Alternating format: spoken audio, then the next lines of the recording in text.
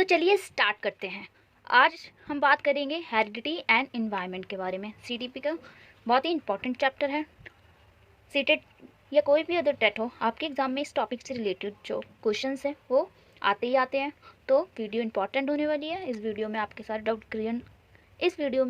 Doubt clear होने वाले हैं। तो वीडियो को एंड तक ज़रूर देखना है। एंड वीडियो पसंद आए तो प्लीज़ वीडियो को लाइक ज़रूर करना। चलिए स्टार्ट करते हैं। देखिए, सबसे पहले बात कर लेते हैं हम हेरिडिटी के बारे में। हेरिडिटी जिसे हम अनुवांशिकता कहते हैं, ठीक है, हिंदी में। अब देखिए, हेरिडिटी क्या होती है। व्यक्ति में ऐसे गुण या विशेषताएं जो उसे जीन्स के द्वारा अपने माता पिता से प्राप्त होती है, वो क्या कहलाती है? हेरिडिटी कहलाती है।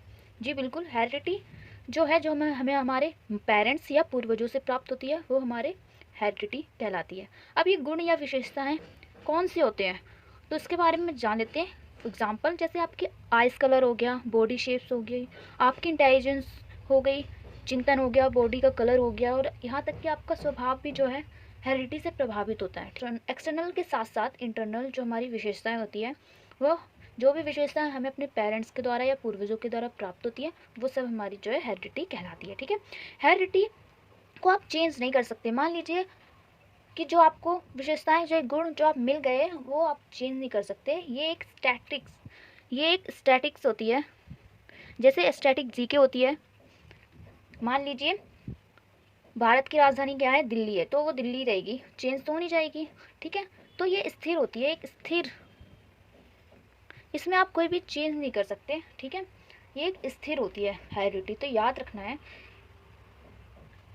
कि आप इसमें थोड़ा बहुत जो है चेंज कर सकते हैं। बट अगर मान लीजिए आपकी नाक या आपका रंग अपने पेरेंट्स पे गया है, आपकी नाक अपने पापा की, तो आप इसमें चेंज तो कर नहीं सकते, वो तो नेचुरल है। ठीक है, तो हेरिडिटी होती है वो नेचुरल होती है, और आप इसमें चेंज नहीं कर सकते। आई होप यहाँ तक आपको समझ में आ गया होगा। अब देखिए, क्रोमोसोम्स के बारे में डिस्कस कर लेते हैं, जहाँ से एग्जाम्स में क्वेश्चन जो है पूछे जाते हैं। देखिए, क्रोमोसोम्स में जो है हेरिडिटी जो है जीन्स के थ्रू ट्रांसफ़र होती है, उन्हें हम क्रोमोसोम्स कहते हैं। क्रोमोसोम्स की टोटल संख्या कितनी होती है? 46 होती है। तो याद रखेंगे, क्रोमोसोम्स की टोटल संख्या होती है वो 46 होती है। अगर पेयर में पूछ लेगा आपसे तो वो कितनी होती है? 23 होती है, पेयर यानी जोड़े में। ठीक है, अब देखिए 22 पेयर जो होते हैं वो सेम होते हैं मेल और फीमेल में, जिसे हम ऑटोजोमस कहते हैं। ठीक है, और जो 23rd पेयर होता है वो सेक्स क्रोमोसोम्स कहलाता है। क्यों कहलाता है? क्योंकि इसी से सेक्स निर्धारित होता है, पता लगता है कि जो बेटा होगा या बेटी होगी। ठीक है, अब एक बेसिकली नॉलेज हम जान लेते हैं कि मेल में जो होते हैं वो XY क्रोमोसोम्स होते हैं और फीमेल में XX क्रोमोसोम होते हैं। अब देखिए, यहाँ से तो X फिक्स ही होता है। ठीक है, अब मेल से अगर Y क्रोमोसोम आता है तो XY यानी कि जो बच्चा होगा वो बॉय होगा। ठीक है, यानी कि मेल होगा।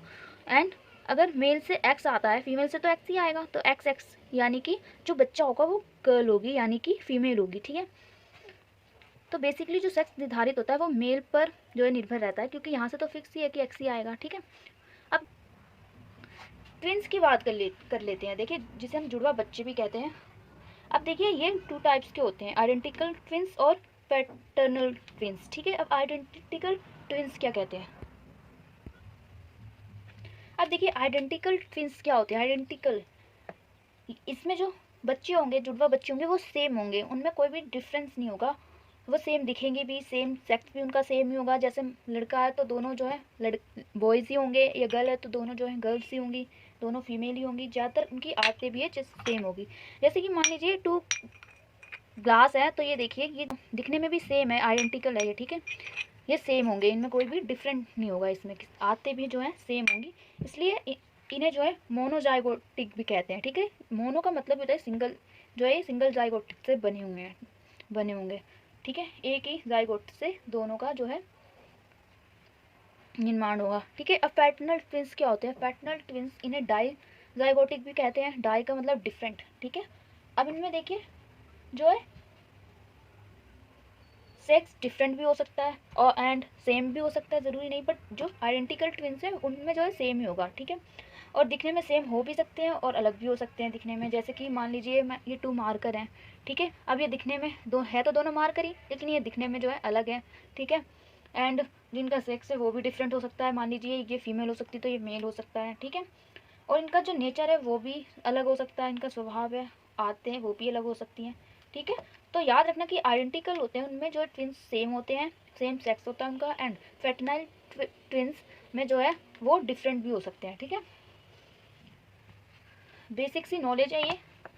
आई होप आपको यहाँ तक समझ में आ गया होगा। अब हम बात करेंगे एनवायरनमेंट की। ठीक है, मैंने आपको बता दिया था कि जो भी गुण हमें अपने पेरेंट्स से प्राप्त होते हैं जीन्स के थ्रू, वो सब क्या कहलाती है, हमारी हेरिडिटी कहलाती है। कैसे गुण, जैसे हमारे बालों का रंग हो गया, हेयर कलर हो गया, आइज कलर, एंड हमारी बॉडी शेप, यहाँ तक कि हमारी इंटेलिजेंस, वो सब जो है हेरिडिटी से प्रभावित होती है। ठीक है, अब मैं बात करूँ फादर ऑफ हेरिडिटी, हेरिडिटी का जनक किसे कहा जाता है, जो कि एग्जाम में बहुत बार पूछ लिया जाता है, तो ये भी आपको पता होना चाहिए। गैगर जॉन मेंडल एक मनोवैज्ञानिक थे जिन्होंने मटर के दानों पर 28,000 प्रयोग जो है किए थे और एक फैक्टर नामक गुणनखंड निकाला था, जो कि अगली पीढ़ी तक ले जाया जाता है। ठीक है, तो अब बात करते हैं इन्वायरमेंट की। इन्वायरमेंट डायनामिक होता है, यानी कि परिवर्तनशील होता है। ठीक है, जिसे मान लीजिए आपका जन्म जो है इंडिया में हुआ, अब आप पढ़ने जो है अमेरिका चले गए स्टडी के लिए, तो ये इन्वायरमेंट आपका चेंज हो गया, तो इसे आप चेंज कर सकते हैं अपने अकॉर्डिंग। लेकिन हेरिडिटी होती है वो स्थिर होती है, उसे आप चेंज नहीं कर सकते। ठीक है, अब देखिए आपने पढ़ा होगा बचपन में स्कूल में कि पर्यावरण वो है जो आपको चारों तरफ से घेरे रखता है। लेकिन मैं बेसिकली बात कहूँ कि देखिए जो जीन्स है, हेरिडिटी को छोड़कर वो सभी चीज़ें जो हमारे आसपास है वो सब वातावरण है, चाहे वो हमारा फिजिकल हो गया, सोशल, मोरल, इकोनॉमिकल, कल्चर, यहाँ तक कि पॉलिटिकल एंड इमोशनल, ये एनवायरनमेंट, ये सभी जो है एनवायरनमेंट के अंतर्गत आ जाएंगे। ठीक है, अब देखिए टीचर को चाहिए कि वो एक अच्छे से अच्छा इन्वायरमेंट जो है बच्चे को प्रोवाइड कराए। ठीक है, अच्छे से अच्छा इन्वायरमेंट जो है क्रिएट करके बच्चों को दिया जाए, क्योंकि स्कूल कहा जाता है कि स्कूल में जो है बच्चा जो है, बच्चे का विकास जो है, ओवरऑल डेवलपमेंट जो है स्कूल से ज़्यादा प्रभावित होता है। इसलिए स्कूल का एनवायरनमेंट जो है बेहतर होना चाहिए, ताकि बच्चे का डेवलपमेंट हो बेहतर तरीके से हो सके उसका। अब बात कर लेते हैं हम नेचर वर्सेस नर्चर के बारे में। बेसिकली जहाँ से भी एग्ज़ाम में क्वेश्चंस आए हुए हैं, देखिए नेचर जो आपका रिलेटेड है वो हेरिडिटी से रिलेटेड है।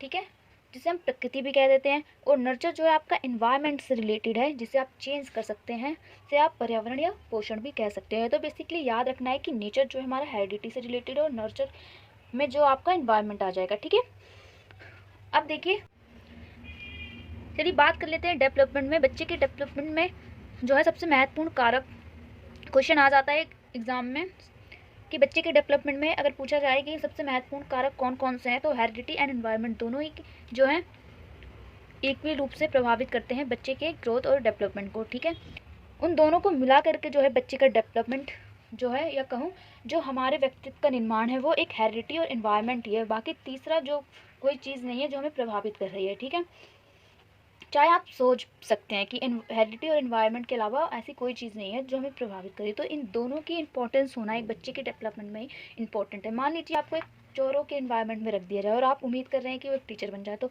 वहाँ से तो आप चोर ही बनेंगे ना, टीचर तो बन नहीं सकते।